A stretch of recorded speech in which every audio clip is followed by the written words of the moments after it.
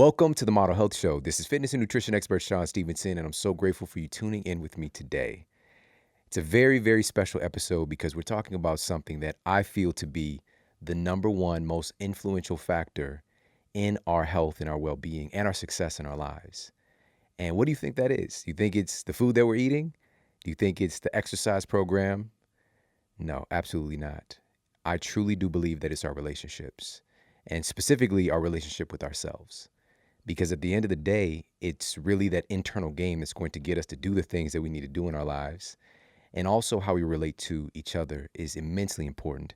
I was just listening to my friend E.T., aka Eric Thomas, and he's arguably the number one motivational speaker in the world. And he was just talking about the fact that he loves being around healthy people.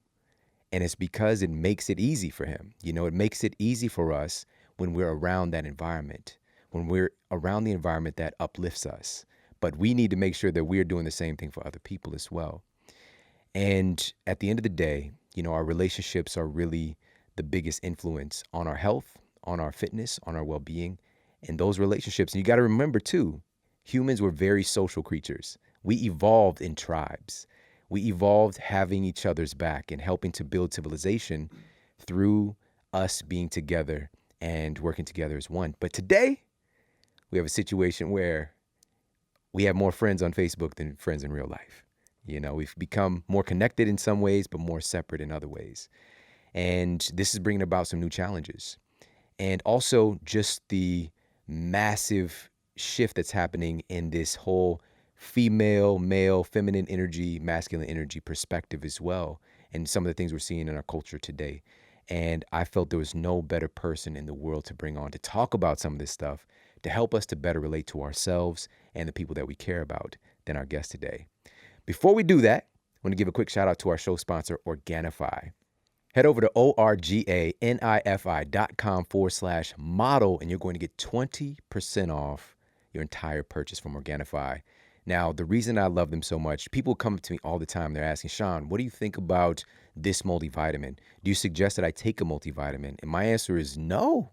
Don't take a multivitamin. This is synthetic. Generally, they're synthetic.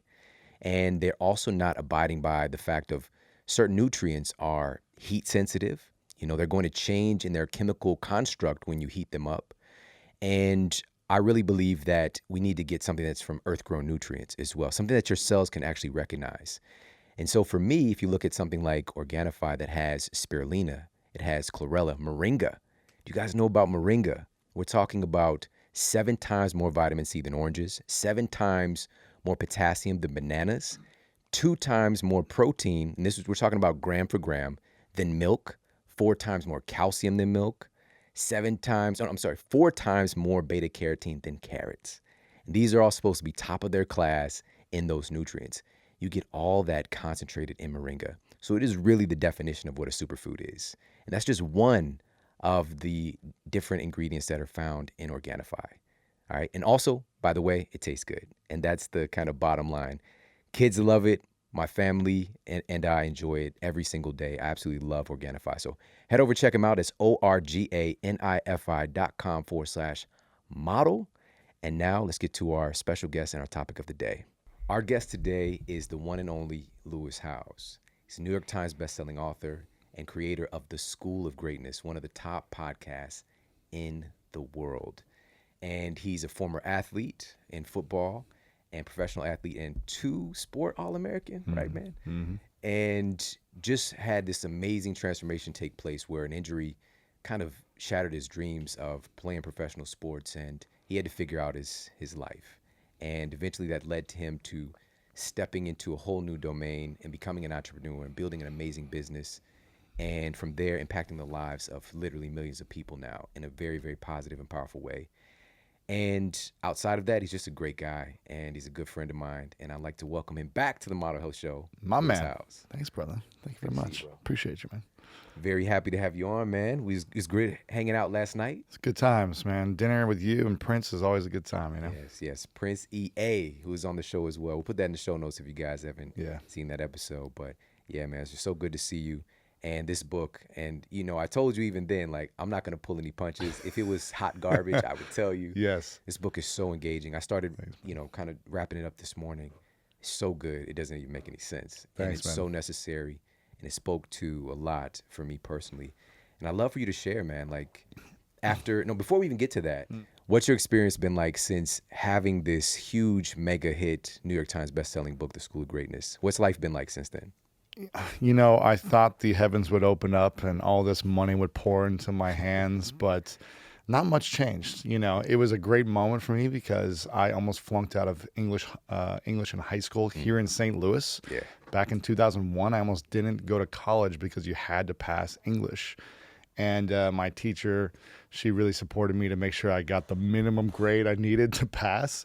So to go, almost 15 years later and write a New York Times bestseller, I don't think anyone else from my high school had done that. Yeah. So it was kind of a fun moment for me. And some things opened up and I got some cool press hits, but, it's just another day, Yeah. Yeah. It's powerful though still, man. I mean, just that story of coming from where you come from to be able to achieve that, I would think that you would have this moment of like, I made it, but that didn't necessarily happen. There was Talk about there why. was a moment of I made it, but then nothing really changed. Like, sure, I made it in the New York Times list and I could circle my name on there or whatever and say, okay, this is cool. But it's funny, as a driven athlete, even then, I still wasn't fully happy. I was like, well, I didn't get number one. I got number two on the New York Times bestseller. So I was like, what could I have done differently? Yeah. So I kind of like went back into this beat up mode for a few moments of how can I improve and get better, as opposed to fully just celebrating and appreciating the moment. Yeah. And these are some of the things that I talk about in The Mask, about how, men tend to look for things that aren't to impact others, but to only impact themselves. And yet it's never enough because our self-worth is determined by material possessions or the amount of women we sleep with or whatever it may be, our athletic accomplishments, to prove our self-worth to others, as opposed to trying to impact others. Yeah. And there's a slight difference when you apply that mindset. So that really leads to what the inspiration was for this book, The Mask of Masculinity. So number one, what was the inspiration? And also, why do you think it's so important that this book is coming out right now? Well, 4 years ago, I went through a really bad breakup. About 4.5 years ago, I was going through a breakup with a girl that I'd moved to LA from New York City. Now, I loved New York City. This place was like a dream for me. I felt like I was taking over the world just walking around the streets constantly. And I met a girl that I fell for hard, really quickly. I would say I fell in lust for, right? Yeah. Moved to LA to try it out, to see what it would be like being in a relationship in the same city as opposed to long distance. Right when I moved, I got rid of my lease in New York City. I didn't have a place yet in LA, so I was Airbnb-ing it for a month. I had 2 bags, a guitar, and a laptop. Right the moment I landed, she broke up with me. Wow. Wow. So I didn't have my place in New York anymore to go back to. I didn't have a place in LA, and so I was like, what am I doing? Now, we got back together. She was just like sabotaging the whole time. So this was just her nature. So we were together for, 6-7 months on and off, just kind of like 2 days of amazing times and 5 days of hell. Like that was the cycle of us, right? And I didn't know as a man how to end it. I didn't know how to emotionally end it because those 2 days a week were just explosive. It was so intimate. There was so much love and connection, what I thought was love. And I didn't think I'd be able to find it somewhere else. So as a man, I didn't have the emotional capacity to communicate what I needed, to express myself, and to really take care of my emotional needs. And so I stayed in this toxic experience. Now, I also didn't know how to express myself outside of the relationship. So even though I was angrier and angrier because of this, I would take out this anger and frustration on other people, my family, friends, business partners. I would take the frustration I had from my relationship and put it out and spread the negativity in the world. And because I just didn't know how to deal with my emotions. Now, this came to a boiling point where I started playing pickup basketball a lot more often. And every time I would step on the mean streets of the West Hollywood courts, I would find some 17-year-old punk that was half my size but had the gift of gab who would talk trash to me, just like any normal person would do on a basketball court. And for whatever reason, it was like I was trying to defend my life. Every time someone said something to me, it was like I had to defend my life in front of this person. And to everyone else on the court, I had to prove that I wasn't going to let anyone say anything to me, push me around, whatever.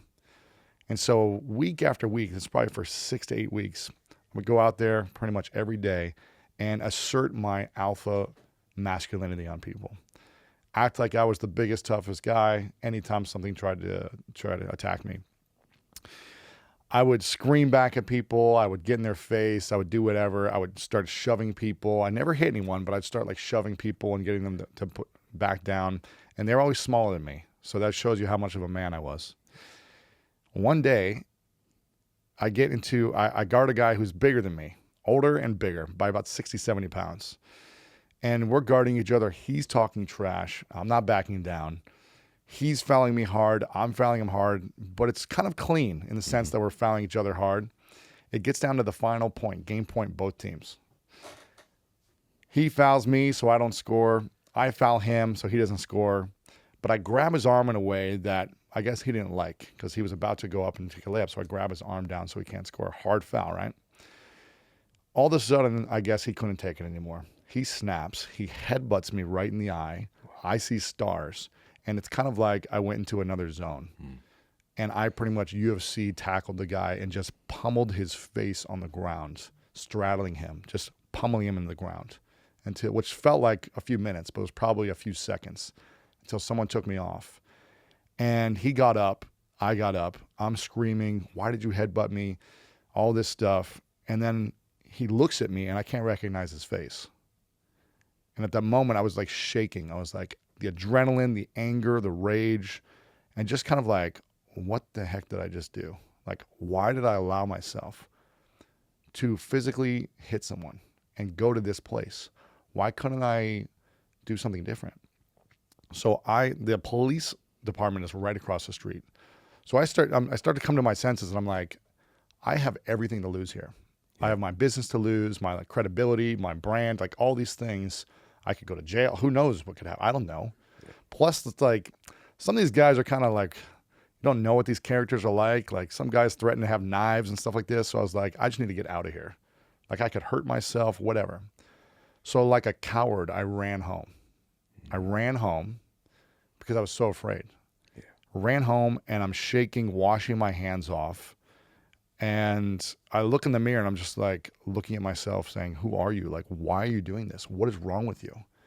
So these 6, 7, 8 months of the relationship, these arguments, this fighting, like all these things kind of came to a place where I was aggressive to the place I couldn't express myself or diffuse a situation. I didn't have that emotional capacity to diffuse situations because I was so unhappy inside. And I started asking friends. There was a buddy of mine who was there who was like, you need some work done or something. You need to like figure this out because this has gone too far. Like you can't keep doing this. So I finally was a wake-up call to me. It was kind of like, be like, okay, what is going on? Where can I seek help, information, whatever it may be, to learn how to overcome this stuff like within me? Because on the outside looking in, I had achieved a lot of success. I had made millions of dollars. I had a hot girlfriend. You know, I was living in a nice place. I had accomplishments. All these things were happening, yet I didn't have inner peace. I was suffering. And it was affecting my dreams. It was affecting the way I connected with people. It affected my health, everything. So I went to an emotional intelligence workshop, actually. A friend told me I should check this out. Imagine like an intimate version of like Tony Robbins, where what they do is they put you through all these different exercises and games to reenact life. So they reenact situations you might have had, like growing up with your parents, with your friends, getting bullied, reenacting certain things to see how you respond, to show you in front of other people and give you feedback. So this is it's kind of like reenacting yourself or with other people? They put you in different like exercises. They put you in different games with a group of people. Okay. So you might partner up with someone. You might have a small group of people, and they would put you through different scenarios. Okay. Yeah. Kind of like a puzzle. and see how you react, how you respond. Who steps up as a leader? Who sits back passively and doesn't talk? Who, just to kind of see like how you show up in real life. When a situation like this occurs, are you passive? Do you engage? Do you use your voice? Do you hide behind something? And then we ask ourselves, like, why do you always need to stand up and be the first one to speak?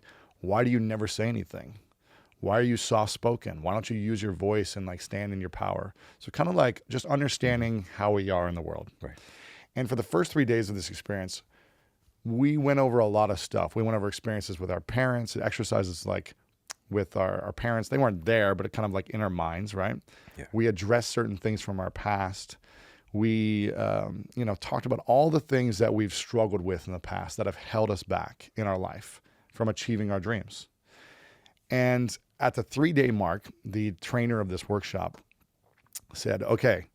And at this time, people were really opening up at this time. People were, very vulnerable. People were crying. People were talking about the different stuff that have held them back their whole life. And having these great breakthroughs and like awareness moments of like, okay, I understand this is something that I've been holding back. And at the 3-day mark, he goes, we've addressed everything from your past. And now we're moving forward. We're going to move towards the life you want to live, the vision you have for yourself, your dreams, your goals, and we're going to move towards how to accomplish them. But you can't accomplish your biggest dreams and feel fulfilled until you've addressed everything from the past. So if there's anything you haven't addressed yet in these last few days, now's the time, or forever hold your peace type of moment, is what he said to this group of 50 of us.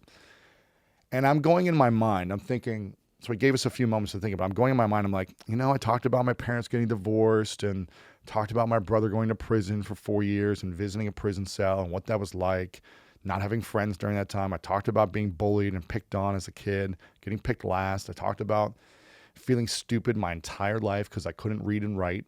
I talked about all these things being in the special needs classes. What about that time I was raped by a man? And I just remember like, how come I've never told anyone that I was raped by a man and sexually abused and molested? Why have I never told anyone? Wow. And I remember in that moment just being like, if I don't say something now, I'll probably never say it to anyone. So I stood up. I didn't even raise my hand. I just stood up and walked to the front of the room. And I think because of everything that happened in my life, I just felt like I guess I needed to do it then. People were, the fights I was getting to, the relationship that I couldn't get out of, I was just like, I got to do this for myself and talk about it. So I get up in the front of the room, and for the first time, I walked through the entire story of when I was 5, and I was raped by the babysitter's son. And I reenacted the whole thing.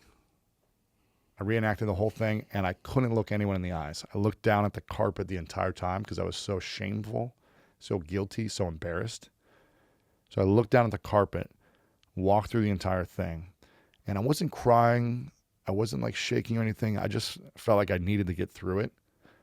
And as I completed the story, I sat down and just erupted with the most tears I've ever had in my life. I just bawled. I was afraid. I was scared. I was just letting it out. And thankfully, there were 2 women on both sides of me who were just like holding, like squeezing me and like crying with me. So it kind of like made me feel a little bit better because I wasn't just isolated by myself. And I couldn't take it. I ran out of the room because I just couldn't stop crying. I ran out of the room. It was in a conference room in a hotel. I ran outside to get some fresh air. And there was a street, like a back street with a wall. And I put my head up against the wall with my arm against the wall like this and just kept crying. And one of the most beautiful things ever happened to me. There were men from this group who walked out and hugged me and looked me in the eyes. And they said things like, "You're my hero." They were just like, "You're my hero. I've been judging you this entire time. I've assumed things about you." One guy was like, "Wow, I had no idea. And I've never shared this with anyone, but I was sexually abused. So thank you for giving me permission to tell you. And now I want to go tell my wife and my kids or my family." And other men had other things that happened to them. They weren't sexually abused, but they had other things. And they were like, "I've just felt like ashamed of these other things. But again, you've given me permission to open up." And I respect you. I trust you because you shared this. And one guy was like, I will follow you anywhere. Like, now that I know Yeah. you're a vulnerable man, like, he's like, you can have my, you can watch my kids. You can do it. He's like, I will trust you with my life. And I was like, what? It was just like this. It was crazy because I was so emotional. Yeah. I was terrified, guilty, embarrassed, all these things. Yet all these people and women were coming up to me being like, you are like, they were like, I'm so turned on by you. Like all these, everything. It was like all at once. Like the greatest compliments that I could ever, and acknowledgement I could ever sharing get. the most hurtful thing. Yeah, the thing that I was terrified to share with the most. Wow. And everything, all the stuff. I didn't talk about being bullied or picked on a lot either. I didn't talk about feeling stupid all the time or not being able to read because I didn't want people to know that about me. So why do you think that you doing that gave them permission to share as well? Because they were in the same process. They were supposed to be sharing everything, but they were still holding back, especially the guys. Yeah. I think we're just conditioned, specifically as guys, not to talk about these things. There's not like a hotline when I was 5 that says, if you've been sexually abused, call this number as a 5-year-old boy. If you feel picked on or bullied, call this number. My parents didn't really have the emotional capacity to be like, hey, Lewis, like if there's ever anything going on, you can talk to us. Yeah. Even if they did say those things, I don't even know if I was able to resonate with it and feel comfortable, because I think just the shame of the societal pressures from peers, from whatever it may be, eventually then being in the locker room and kind of that whole environment. So what it did for me, a long story to talk about why I decided to do this topic, is because I was achieving great accomplishments on the outside my entire life that were driven by pain, anger, resentment, fear, not feeling enough, and the need to prove everyone else wrong. Right. Yeah. And every time I achieved these things, sports, business, whatever it may be, it was never enough. It was like I was angry and upset the moment I achieved them, because I thought I was going to have some feeling of like, oh, now people want me more, desire me more, or whatever. But I still wasn't happy with myself. It still wasn't enough for me.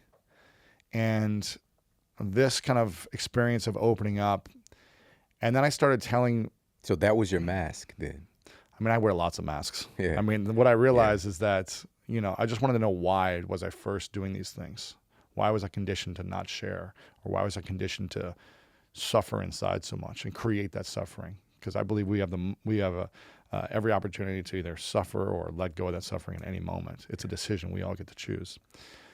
And I just said, okay, I want to go deeper down this process for myself and start healing, because I always had a sense of insecurity and a sense of weight on my shoulder. Like I thought I was carrying the weight of the world. And when I started to open up about this, it was like this weight lifted off me. And the more I started to talk about it, the more I started to just share all the stuff that I was unhappy with about myself or insecure about or fearful. It's like people still accepted me. They still they still wanted to be around me. And I think the biggest fear was, if they knew this about me, would they still love me? Or would they still have me around? Or would they look at me the same way? That was the fear. And when I realized that they loved me more, and I was like, wait, what? I was like, right, yeah. You appreciate me more, you trust me more, you finally feel like you can understand me more. I was like, there's something to this. So I decided to tell all my family members one by one, which was really challenging.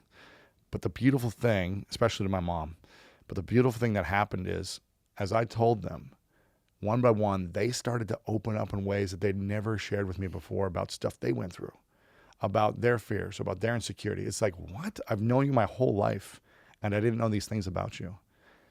And we have a deeper relationship because of it, because I see them differently, and I understand them, and they understand me differently. And it's like, wow, we felt like we were able to open up to our own family in a different way. Then I started sharing one by one with my friends, and this was terrifying, because I felt like growing up I didn't have any friends. Yeah. So like my inner child was like, maybe the family's okay because they have to love you, but your friends aren't gonna, maybe they won't accept you now. And one by one I share with them, terrified. And they all were so accepting, so loving. And again, they started to open up about things that I didn't know about them. And I was like, what? What is this? Like, what is this world? Yeah. And my friends, after I shared more and more, I became less scared to talk about it. I became less fearful. My lip didn't quiver as much anymore. Like, it became more of like, okay, I can get this out without my heart palpitating, without breathing so shallowly. Like, I can get this out and it doesn't own me anymore. Yeah, It's been 4 years now, so I can talk about it very comfortably where it doesn't own me. And I realized, okay, now I own the situation. I'm in control of it. Yeah. And for 25 years, it owned me. That plus everything that I was afraid of. Right. Because But that's also what makes you great, though, is going through that stuff. And then, of course, having the courage to share it. And what you shared in the book, and I shared this with you yesterday. Yeah. I love the fact that you shared so many powerful statistics to accompany the content. And one of them, and it's a result of what you shared, these boiling points, these breaking points, especially for men, it's 90% of homicides being committed by men, and also men committing suicide 6 times more because of these masks and holding these things inside is a big reason behind it. I think it's because men typically don't feel like they can express themselves. They feel like they have to hold everything in that's happened, and men don't even feel like they have a good guy friend they can talk about with these things. Whereas women in general talk about this stuff all the time. I hear this from women, like, yeah, we talk about all of our insecurities like every day, or what's happening in our life, or like, we're feeling like we're going through a divorce or whatever it may be. Like, the struggles we're always sharing. And there's more of a community feeling as opposed to isolated feeling. Whereas men are just like isolated. I got to keep in this pain myself and I can't share it with anyone. I got to be strong all the time. And you're only as strong until you commit suicide. And then you're not strong anymore. Yeah. You're only strong until you're a heart attack waiting to happen. It's like you boil in this emotion so much till you cause cancer in yourself. Yeah. Because you weren't able to just express it and start healing from whatever it is you're afraid of or insecure about. And I started to wrap up the story. I started to, share more and more with friends, and they said, you got to share this like with your audience. And I was like, there's no way that I'm going to openly talk about this. Like, yes, my family is okay. Close friends are okay. There's no way. They're like, you got to put this on your podcast. And I'm like, absolutely not. Like, I don't need the world to know about this, And again, I was still having this mask on. I was like, okay, why? Why don't I want other people to know? At first I was like, I just don't want it to be like some weird thing, like a marketing thing. I don't want anyone to think I'm doing it for a specific reason. But they were like, this is an opportunity. So many women were like, not many men are talking about this, especially guys that look like you, who are big jock white guys. And for you to come out and do this, you can see the impact from the other men that you've already talked to about this. And so finally, I got the courage to open up on my podcast, and it was the most powerful thing that ever happened for me. It's the most downloaded episode I've ever had. And the impact of it is the most profound impact I've ever had in my life on anything I've ever done. The hundreds of emails I got from men opening up, writing essays, saying similar to the things that happened in the room, thank you for giving me permission. I've been married for 40 years. My wife doesn't know. I've always felt like I've suffered inside because I've had this secret. Now I'm going to go talk about it. And the healing that men can have, and that's just one thing, sexual abuse, but men have a lot of stuff we hold on to. And I was like, wow, there's something to this. One, for me, the amount of like freedom that I was feeling. So if you feel like you don't feel free in your thoughts or your heart or your emotions, like, ask yourself the question, what am I keeping from people? What am I hiding? What am I not sharing? It can just be with one person. It doesn't have to be the world, but what am I not sharing? And it's been such a profound impact in my life. In selfish reasons, my business has exponentially grown since I started to shift in this energy. People notice it. They're like, something's different about you. And I just trust you more. And so I'm going to buy more from you. And I'm just like, it wasn't the goal to like be vulnerable to make more money or something, but the results in all areas of my life, my relationships, they're all growing. And I feel better about myself. I feel more confident because I don't care what people think of me anymore. I don't care if they think anything about me. I've shown all, it's like my 8 Mile moment where it's like, you know, I'm on the mic. I'm like, I shot myself. I did this. My girlfriend cheated on me. It's like, blah, blah. It's like, you know, all this stuff about me. What are you going to say about me now? Right. What ammo do you have? And he's like, drop the mic. I win. You know what I mean? Yeah. Not that I'm trying to battle the world here or something, but it's like, you don't feel the fear of what other people think about you anymore. You don't care what people judge. It's such a relief to be able to walk through life feeling free. And I knew that I had to share this message because, and do the research to back these things, because especially now, we were talking about this last night, the shootings that are happening are just unbelievable to me. The racial wars that are happening in our country just blow my mind. This is still happening in America. The political, destruction that is happening, the environment destruction, it's caused by men who live in fear. Men who live in fear and who want to dominate because they're afraid of something. And this is really what's causing so much pain in the world, in relationships, environment, politically. And it's just like, if we started to heal and process some of these things as men, literally humanity would be so much better. Yeah. It's that simple. Instantly. All right, man. And this is all in the book. And guys, it's available for pre-order right now. Just go to maskofmasculinity.com. And you've got some bonuses available as well. This is going to be a huge, huge hit book, guys. So make sure to pre-order the book right now. And it comes out officially October 31st. On Halloween, we take off our masks. Whoa. That just happened. We reveal ourselves. That just happened. On oh, Halloween. My goodness. So in the book, and also before we get into some of the content in here, because it's so powerful, because this is the mask of masculinity, automatically that is a deterrent or opposite from female and from the women that are out there. According to our belief system, why do women need to have this book? I wrote this book for me and for men like me. And then as I was writing it, I said, wow, this is the keys to the kingdom for any woman who wants to understand the men in their life better. So if you want to understand why men are the way they are, if you want to understand why they're stoic in moments, why they're driven to make a lot of money in moments, why they're constantly going to the gym, why they don't look you in the eyes, if you want to understand why your son is disconnected to you or never talks about anything, if you want to understand the men in your life, your husband, your father, your brother, your uncle, your son, this is going to break down with research and backed by psychologists why men are guarded or have certain drives or certain emotions, and how to understand them and have awareness around it first.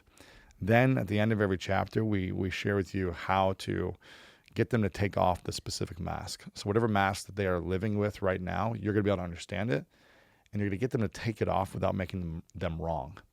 I think one of the biggest challenges men have in relationships with intimate female partners is feeling wrong about who they are. They don't want to feel wrong.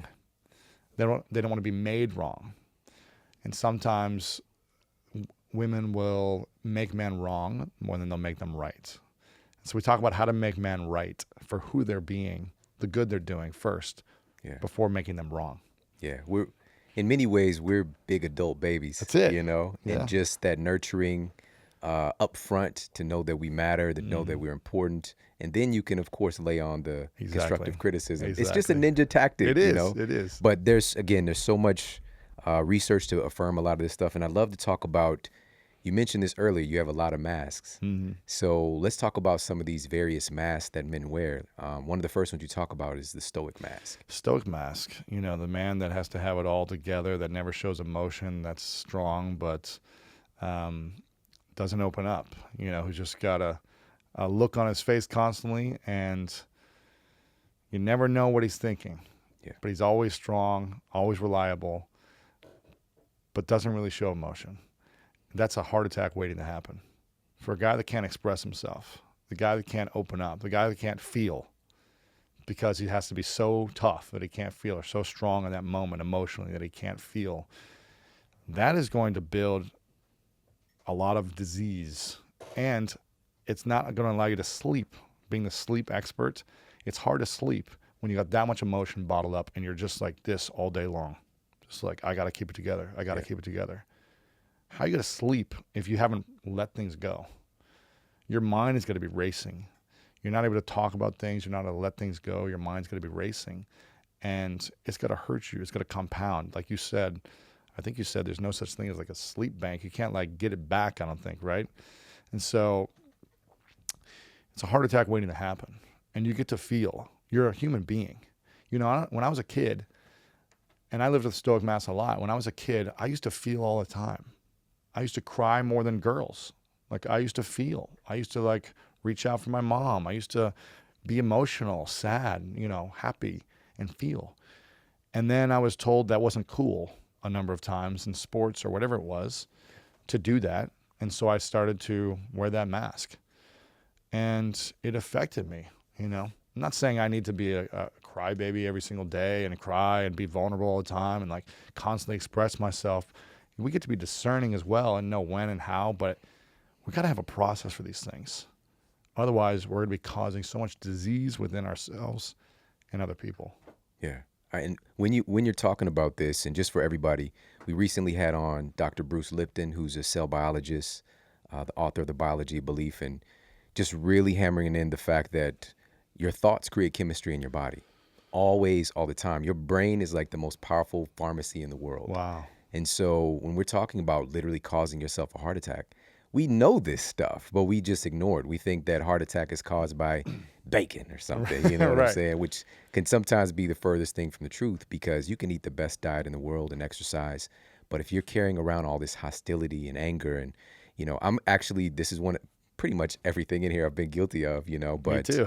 you know, the Stoic Mask, I remember recently my son Jordan, who I just mentioned, you know, we talked about this.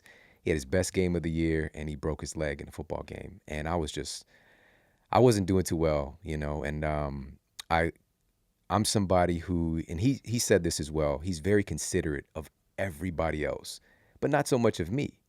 And one day some things happened and I pointed it out and he was like, but nothing bothers you.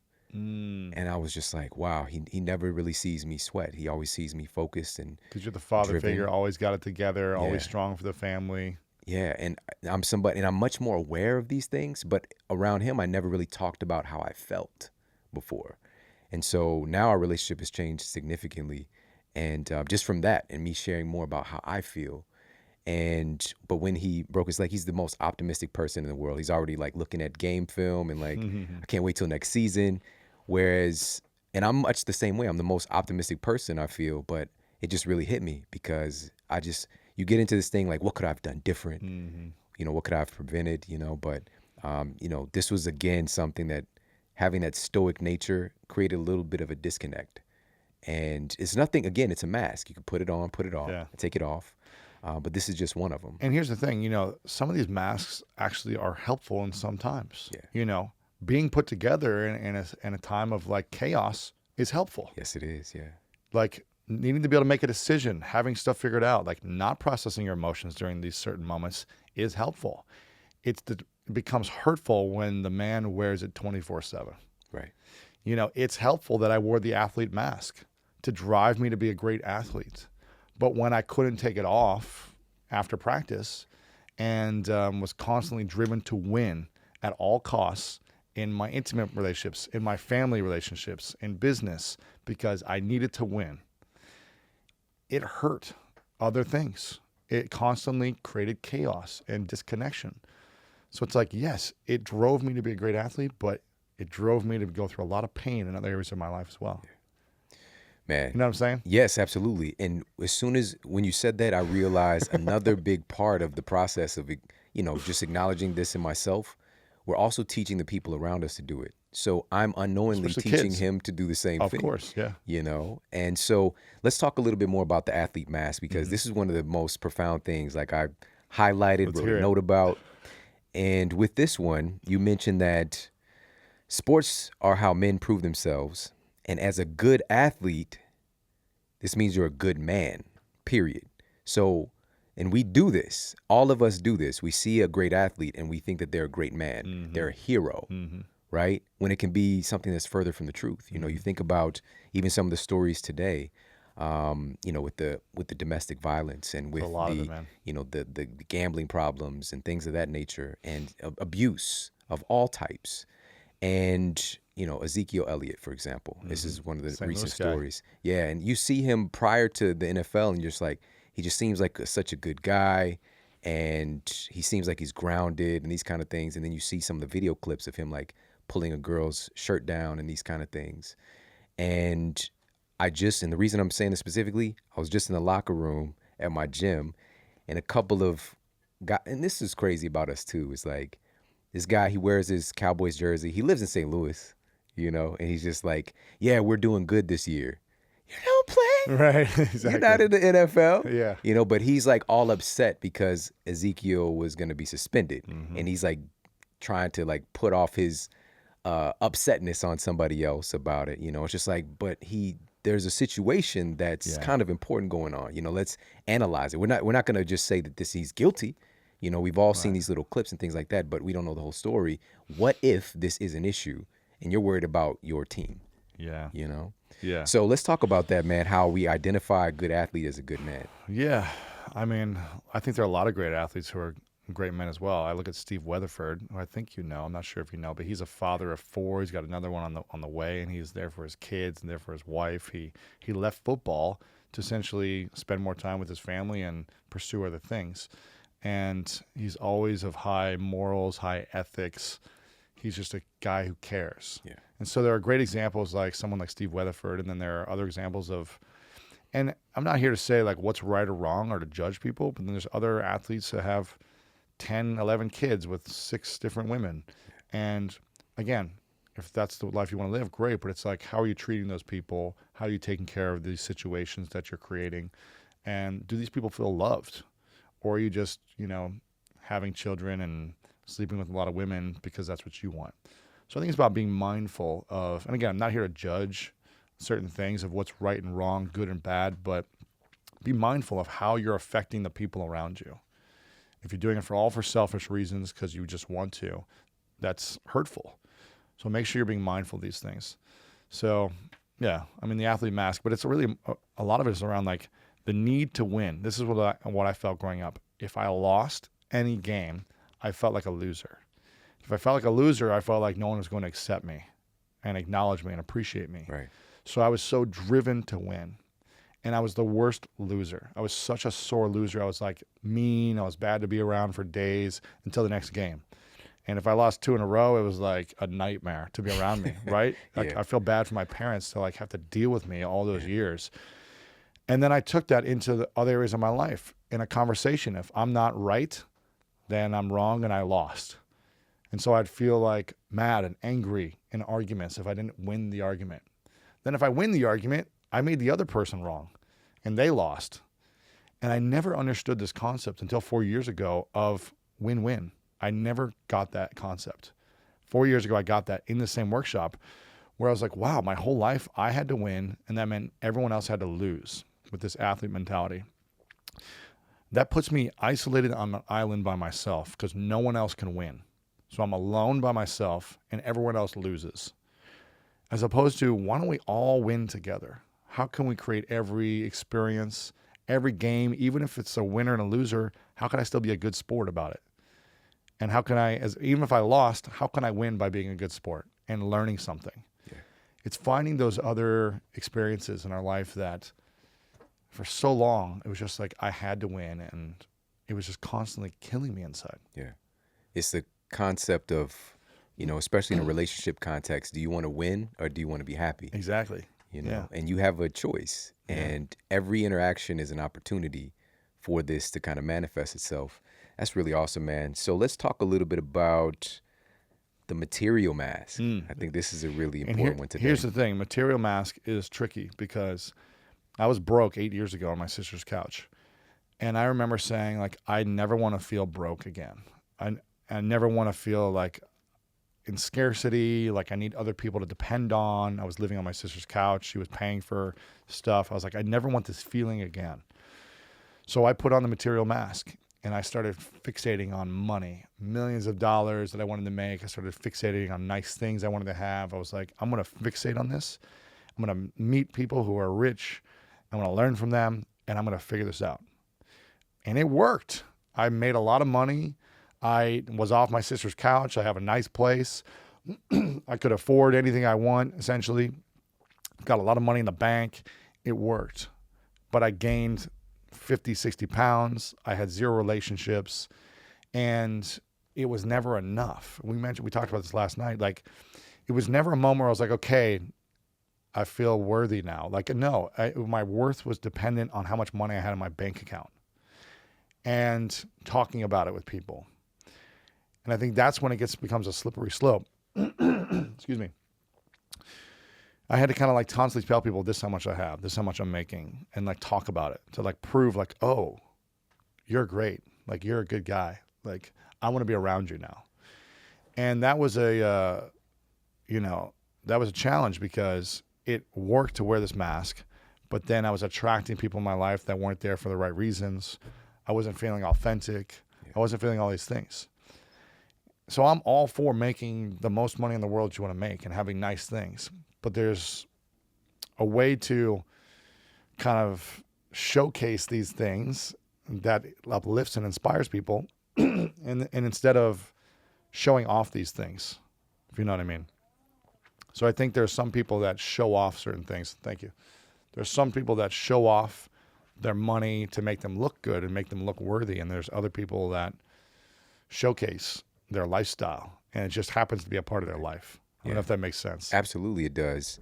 And so we see this with the athlete mask. We see this with the material mask, that you start to attach your identity to these things. Yes. You know, and if you have the money, then you're good. You are who you are. If you're an athlete, you are who you are. For you, you had that happen as well when the athlete mask was stripped off in a way. My identity was gone. Exactly. And then my self-worth was gone because I didn't have any other worth attached to me. Yeah. It was around my accomplishments in sports and my ability to play in front of thousands of people. Right. And same thing happens with all these athletes go bankrupt. They lose their sport and then they lose all their money 2-3 years later. You see them go down a dark hole, like depressed. All their friends, they don't have the entourage anymore because there's no more handouts. You know, the girls that were around them now think he's a bum, whatever it may be. And they're not getting that attention and that acknowledgement that they once got. Right. But if those men showed up differently and just lived in service, cared about people, had a big heart, you know, were there for friends in other ways, I bet a lot of those friends would stick around if they came before all that stuff came. Yeah. And that's the thing. We get to realize that things come and go in our life. You know, my sports career was over. That was the only thing I cared about my whole life. Money's going to come and go. I'm probably going to lose money. I'm going to make money. It's going to come and go. But if I'm always an emotional wreck when my bank account goes down a little bit and living like in fear, like, oh no, people aren't going to love me anymore, that's not a healthy life. And I'd love to get more into the research about the person you had on around the emotional connection to our, like, everything. You know, sometimes you see these healthy people who are like 45 that like work out a lot, but then they have a heart attack and die. Right. Yeah. I always wonder why that is. Yeah. And I mean, the truth is, it's really simple. You know, you could exercise your way unhealthy. You can overeat your way unhealthy. You could undersleep your way unhealthy, and you can overstress your way unhealthy. Really? Definitely. Yeah. Especially stress, man. A lot of people don't realize this, but over 80% of physician visits today are for stress-related illnesses that have a huge stress component to it. And this is the CDC, like this is like where all the major statistics are coming from for our healthcare system. It says it right there on their website. Stress. But we're not really understanding because stress is invisible. That's the thing. And we're carrying all this stress and you've just built on just a few of the masks that we carry that induce so much stress that can be valuable if we are aware that it's a mask, you know? And I really love the fact that you kind of start to peel layers in a way in the book for us to understand like how good it feels and what it feels like to just be yourself. Yeah. But how scary it can be because you haven't related to yourself or spoken to yourself A long time. sometimes many, many years. Yeah, that's interesting. I mean, I feel like, and it's all compounding, right? If you're stressed out, you're probably not going to sleep. And if you don't sleep and you overwork yourself and you overeat, it's like it continues to compound, like all these things, right? And then you continue to wear the mask and like, I got to make more, I got to do more. And then I sleep less and all these things continue to build up this trauma. And I can only imagine like when the heart is pumping in a certain way and the mind is stressed out and sending signals to the rest of our body, what that's causing in our cells. I can only imagine. I mean, I don't know the science behind that, but Yeah, man. We were just talking about this last night too, and it was just a great conversation with you and with Prince EA, and talking about because for us, even with no matter where we are, if you don't think you're carrying this material mask, you are, yeah, because none of us want to end up invisible.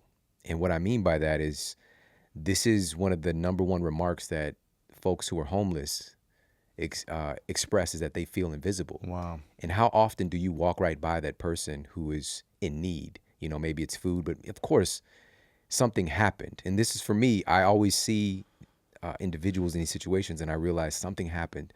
Somebody probably loved them at some point. They probably had a family.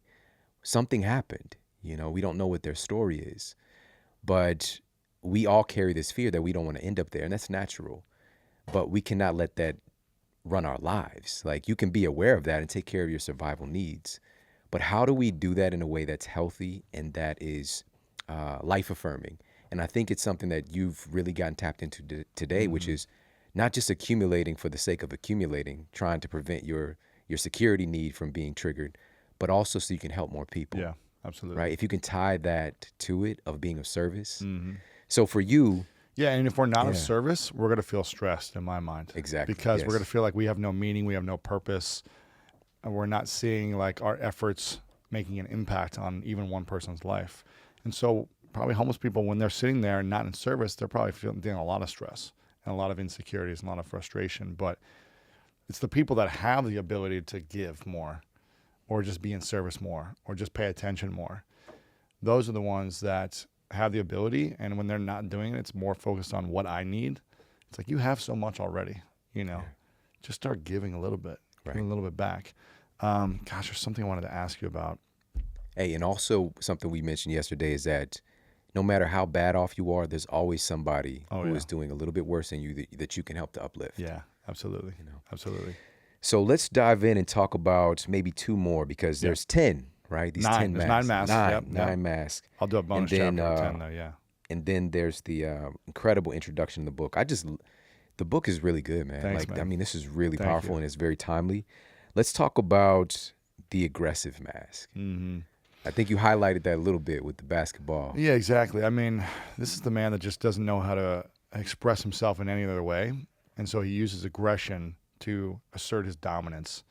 And he reacts with aggression, because acting any other way isn't manly. Acting any other way is weak, is soft, is girly, whatever it may be, other words that are not in this PG rated podcast. And again, I don't know many things good that come from anger. Like, even fighting anger with anger back. Like, I don't know many things that are good.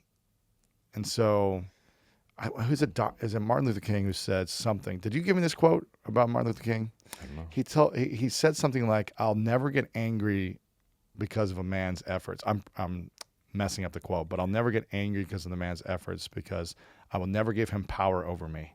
Yeah. Getting angry over someone else's actions gives them power over you.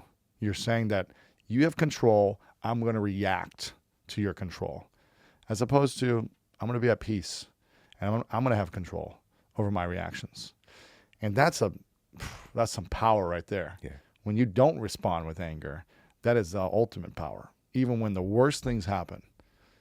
And I'm not saying you shouldn't be frustrated, you shouldn't be angry from time to time and things like that. I just think, again, we get to be aware. If our default is anger when someone cuts us off and we start freaking out, if our default is passive-aggressive anger when our girlfriend or wife does something we don't like, when our kids do something, we're going to constantly snap at them and get angry and like get the whip out or whatever it is. It's like, how does that serve humanity? How does that teach the people around us what a man is supposed to be? Always angry? Is that what a man is? Is that healthy to teach that? So we get to look within ourselves. Again, I was telling you, I almost got so angry the other day because I missed my flight. Yeah. And the TSA people took forever to get through. And I was like, come on, guys, get me through here. I'm going to miss the flight. The door shut, like as I'm coming around the corner of the gate. And I wanted to freak out on like the whole airport. I wanted to scream. I wanted to kick over the trash cans. I wanted to punch the walls. I wanted to like yell at the customer support person. And I was like feeling this rage boil up inside of me. I was just like, breathe. I was just like, breathe. Don't make a scene. Because that would be my natural default. Yeah. It's to be like, yes, this is what's okay. I'm allowed to do this. But that doesn't serve the situation. It doesn't help me. It makes me look like an idiot. And it causes chaos that then I have to deal with at a later time and apologize and all these things. So it's like in those moments of anger, breathe.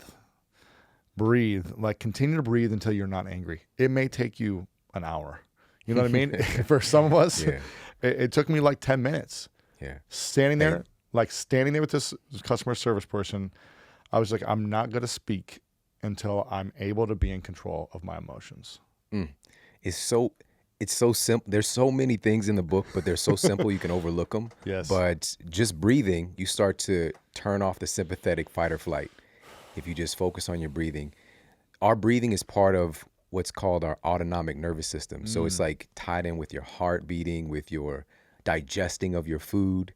You don't have to think about those things or do those things. They happen automatically. And so your breathing, even everybody right now, you're probably not paying attention to your breathing until we brought it up because it's on automatic.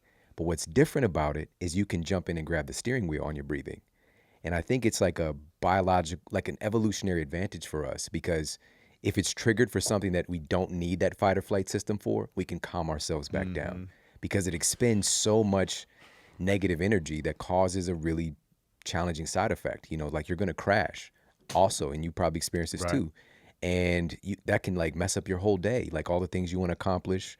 And if we're talking about evolutionarily speaking, this is like procuring your food, taking care of your tribe, all because you got scared of a bear that wasn't there. It was really a shadow. Yeah. Yeah. And yeah. I'm curious, I'm curious where your thoughts are. If someone is angry, like in their heart and their mind, aggressive, or they're like just tight all day, they're kind of like constantly strong and tight and clinched, emotionally clinched, mentally clinched, physically just holding this. What does that do for like to your heart, your mind, like the blood, like from a doctor point of view? What does that do to your body if you're never relaxed? Yeah, this is a tough one too, man. And your heart is really a muscle in many ways, and so is your brain in many ways. And that constant tension, you're going to be releasing a lot more adrenaline, noradrenaline, cortisol, things of this nature. These stress-related hormones that are not bad, but when they're produced in this kind of chronic amount, they can cause. Just for starters, we're talking about, your blood vessels, starting to get constricted. But if that's chronic, we can easily see, a particle that's trying to make its way through, like a LDL particle that normally wouldn't cause a problem. It can become an obstruction. You can have a heart attack or a stroke or something like that. How long would it take? Let's say you were consistently that way for a year or a month. Or a week. I don't even think it has to be that long. It just depends on the degree. Yeah. And I think today we really need an outlet. We need to be aware of these things. And I think today more than ever, we live in a very stressful world, just the environment itself. We need to have a daily practice, I believe, for everybody who's in this kind of modern society to let go of this stuff. And it could be just 5 minutes, but just give yourself a chance to shift over from that sympathetic into parasympathetic. And you know what? Something else I want to talk about with this one, and I'm feeling a little bit nervous even talking about this, but you shared earlier, but with this aggressive, when you said something that triggered this, which is we teach it to other people. And so what I'm teaching my kids right now is so important to me. And for me, the aggressive mask was the thing that almost destroyed my life. Wow. And I was 5 years old, just a year younger than my son right now. And in my household with my mother, she, in her belief, she was teaching me to be a strong man. But, it was a situation, I kept getting into a little scuffle with the kid next door. He was a couple years older than me. And I remember his name was Alfonso. And so we kept getting into a scuffle, so our parents decided to have us fight. On a stoop, No way. on a stoop in front of the apartment building. No way. They had these two little boys, and I was very little. I was in preschool, fight each other like Oh my dogs. gosh. And I remember he was bigger, he's a bigger, stronger kid, and he pushed me into the corner of a brick wall and busted my head wide open. And I still have this huge scar to this day. Holy cow. And this is one of my first kind of Oh conscious my moments. gosh. And I was just like, before it was happening, I was like, why am I here? Why is this happening? And I remember being wheeled into the surgery, and I was just like, I'm gonna get him. I'm gonna get Alfonso. And sure enough, a couple of days later, maybe it was even the next day, he was out like digging a hole in the backyard, and I hit him with a truck, with a Tonka truck. No way. Yeah. And I don't remember what happened after that, but it's just one of those memories that carried on and I remember like feeling proud that I fought back.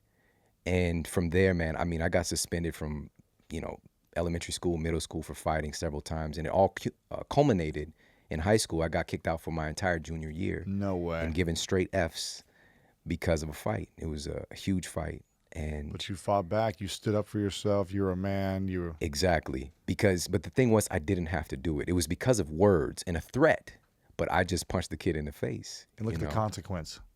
Almost A destroyed year my of your life. life. Yeah. Could have gone an even darker path. And you would think I'd learned my lesson then, but I was still in that environment. And even when I was kicked out, I still was fighting. And it wasn't until college when I got kicked out of college. And this is a story I don't know if I shared this before. I got kicked out of college for fighting. Who does that, And this is where, like, you're an adult now. Assault charge, all these things. No way. And people that know me today is like, there's no way I would do this kind of stuff. But it was finally then that I realized that this way of responding to adversity, of being taught when something happens, you fight back instead of understanding the situation, being more patient, understanding, looking at the bigger picture. I was very just in the moment, reactive. And it wasn't until then that I realized that this had this huge control over my life, and it was destroying my livelihood because of my need to prove myself, right? And I'm walking around even the college like, I wish somebody would say something to me. This crazy little small thing. Don't look at me. I was a great student. Wow. I was a nice person, but I had this programming from my childhood. And when I finally became aware of it, it changed everything. It changed everything. And I became just so much more compassionate and patient and kind and understanding. I'm not perfect by any means, but my first reaction is not to want to hurt somebody. It's the opposite. I want to see people doing well. And so that was part of the catalyst of how I changed my life and devoted my life to helping other people. That's pretty cool. So taking that mask off. Isn't it crazy how one instance when we were kids can literally, for me, it was when I was picked last on a dodgeball game. Fourth grade, they had our whole class, whatever, 30, 40 kids or something. The teacher picked two of the boys to be like the captains. You pick one at a time to who you want on your team. And they picked, all the boys were being picked. And I thought they were going to pick me as one of the first because I thought I was a great athlete. Yeah. And then it comes down to the last two boys and they pick the other kid. And then I'm like, okay, they're going to pick me. Then they pick a girl. And then every other girl in our class they pick. And I'm the last. I'm not even picked. I'm just like by default on the last picker's team. And so in that moment, I was like, I'm going to destroy everyone on this dodgeball game. Right? I was like a maniac, catching everything, like throwing it in kids' faces. I was just like, like the Hulk came out. And it was in that moment where I was like, never again will I get picked last.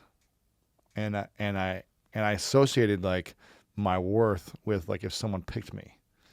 So I was like, I'm going to be the biggest, fastest, strongest person I can be, so that I'm always picked first, and I'm always valuable, that I'm always like needed and wanted, so that no one could take advantage of me again. Yeah.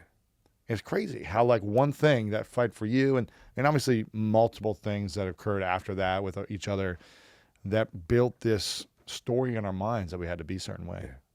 Yeah. Crazy. And then the pain and the stress it causes, and it hurts us. It hurts our bodies. You know what I mean? Yeah. More, you could have all the like sleep habits, the snake plants, right, the blackout shades, the what's it called? The chili pad. They could have all the Yeah. things for sleeping habitat. But if your emotional well-being is stressed throughout the day, it's only going to do so much, the sleep you get, I think, right? If you Yeah, go I right agree. back into Yeah. this like tension the next day. And that's why I think this is the most important thing for our health. You know, like you said, there's some people that don't eat well, but they live a long time because they're emotionally Yes. stress-free, or they feel just like happy. They don't feel guilty about themselves. They don't feel like embarrassed. And you're like, how is this person 100 years old and been eating McDonald's their whole life? Right.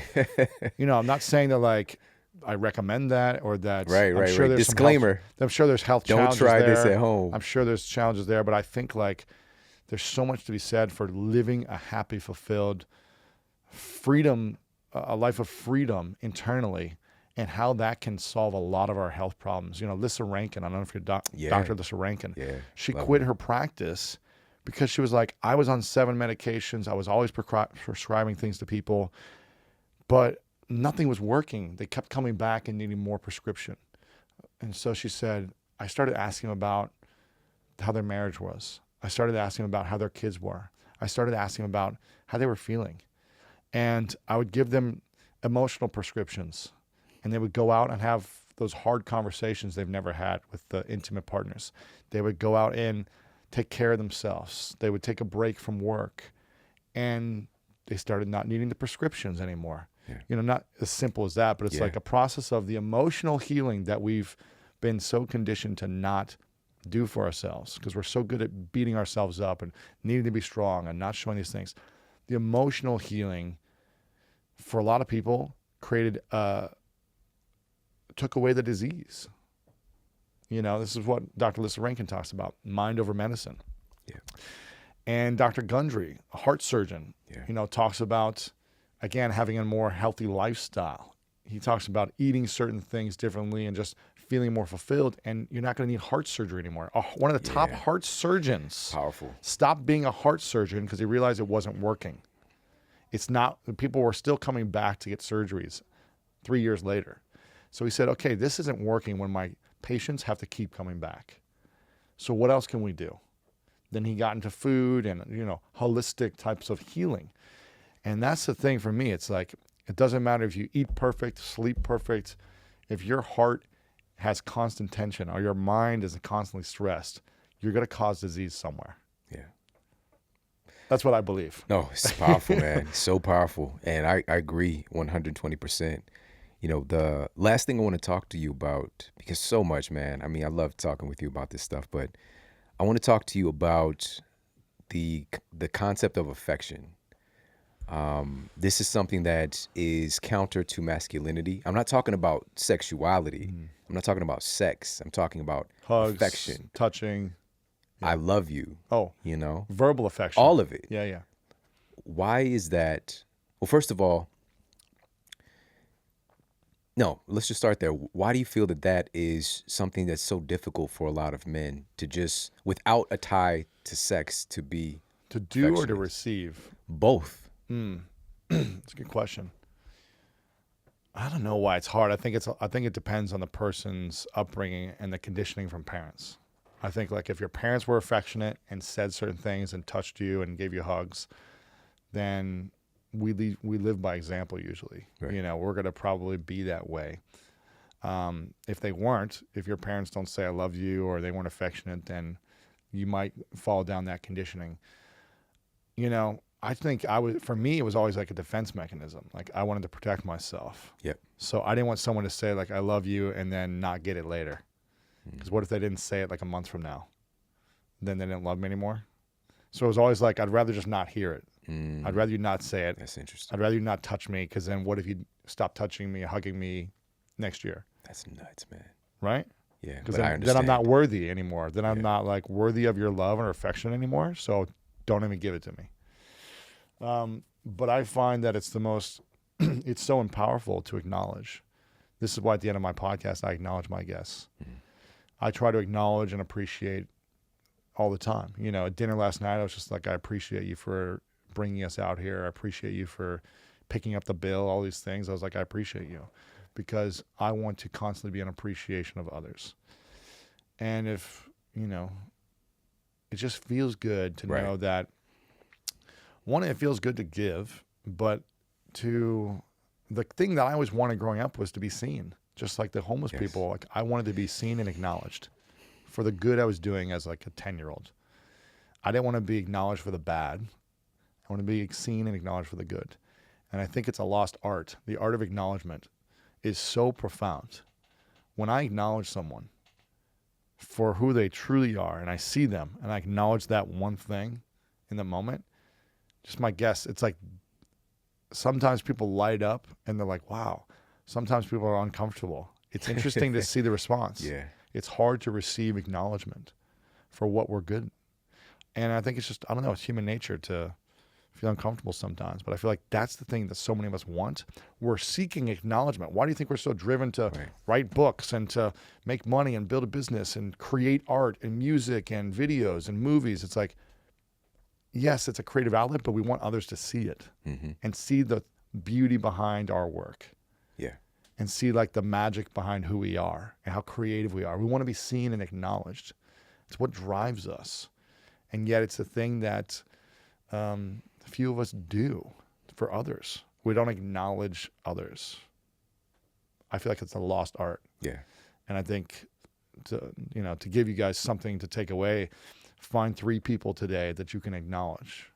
It can be a simple sentence, just like I acknowledge you for the incredible research and thoughtfulness and detail that you do, Shawn, for each one of your episodes, because it literally transforms lives. And you put so much effort and energy into knowing all the research. And I hear this all the time, the people who listen to you, they're just like, he's so thoughtful with his research. And so I acknowledge you for that. It can be that. You're welcome. It can be that, but do that for 3 people today. Like Yes. after you listen to this podcast, do it to your partner, your boyfriend, your girlfriend, your husband, wife. Do it to your kids. Yeah. Your kids need acknowledgement the most. Yes. Yes. Like I felt like I didn't have acknowledgement, even though I'm sure I did. Yeah. I felt like my parents didn't look me in my eyes and say, "You're doing so good right now. Like you're doing so good. That today you did such a good job, like being patient or being this. Like I acknowledge you for this. Yeah. Keep it up. I love you." Like find those 3 people and just practice it. Practice it every day. Yeah. And it's a lost art, but I think it's a powerful thing to do. I love it, man. I love that you shifted the word affection to acknowledgement, because affection is a form of it. Yeah. And the more that we get that, get our cup filled with that acknowledgement, the less that we're likely to do things of an extreme nature to try to get it. Yeah, we're not going That's to why it's act so out important. either. Yeah. You know, the reason I So acted out as a powerful. kid, Yeah. the reason I got in fights, because I wanted people to see me. Yeah. The reason I said that I wish I were dead and wanted to commit suicide as a kid is because I felt unloved. I felt unseen. I felt like no one cared either way. So I might as well act out. Maybe someone will care. Right. Maybe someone will pay attention. And I think, when these bad kids are doing things that are bad all the time, it's like, just can you take 3 minutes with them to look at them in the eyes and just say, "I'm here for you." These simple little things could shift everything in our life. Absolutely. I'm calling everybody listening to, just like Lewis said, to start to employ this, because especially with our kids, because there's probably some, especially if you grew up like I did, some issues with the affection. course. And it's something I worked through. And now today, a day rarely goes by that I don't tell my kids that I love them. That's powerful. And just loving on my son, and just I'm his best friend in the world, and it's beautiful. And I know that he has this base of what acknowledgement and affection feels like. And it just so happens all the time people are telling me how helpful he is in the classroom, how well behaved he is. And I'm not like badgering the kid to be good. It's just like he really does feel, I think, fulfilled in a way, in his own little way. And I think when you acknowledge someone for the good they do, they want to do the good even better. Exactly. So he probably feels like, I like this feeling of being loved and acknowledged by my dad or my mom or whatever, my teachers. So I'm going to keep improving. Yeah. And hopefully they'll keep feeding it to me. It's a good cycle as opposed to a bad cycle. Yeah.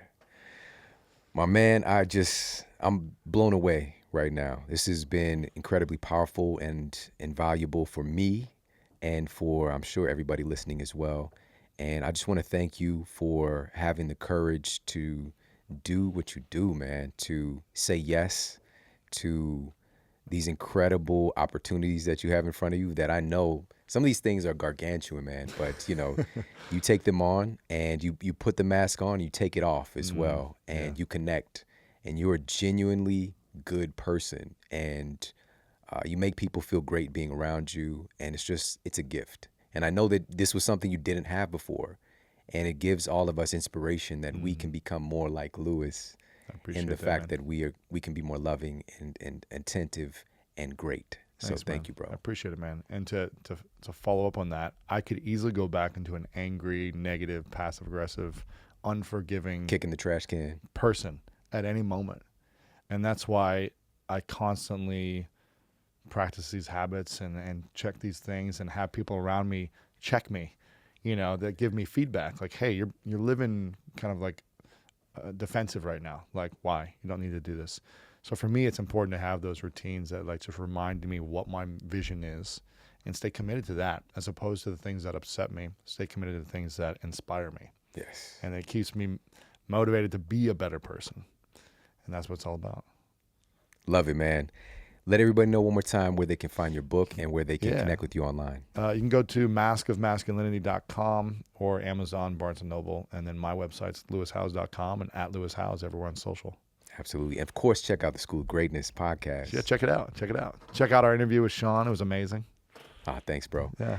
All right. My man, Lewis Howes. Everybody, thank you so much for tuning into the show today. I hope you got a lot of value out of this.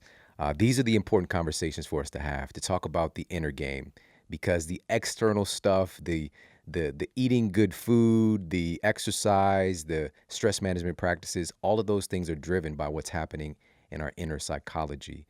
And at no other time than today do we need to be proactive in getting ourselves around great community and getting ourselves around information that keeps us uplifted. But most importantly, it's us becoming the type of person that can bring value to those situations as well. Not just somebody who's there to take and gimme, but taking off the mask and being more open, being more vulnerable, being more giving, being more forgiving. And all of these things take work. And it's not about being perfect. It's just about making progress. And that's really the key. All right. So I appreciate you so much for tuning into the show today. Make sure to go and pick up a copy of The Mask of Masculinity. It is an incredible book. And we've got so much more good stuff to come. Some incredible guests coming up. I appreciate you immensely. Take care. Have an amazing day. And I'll talk with you soon.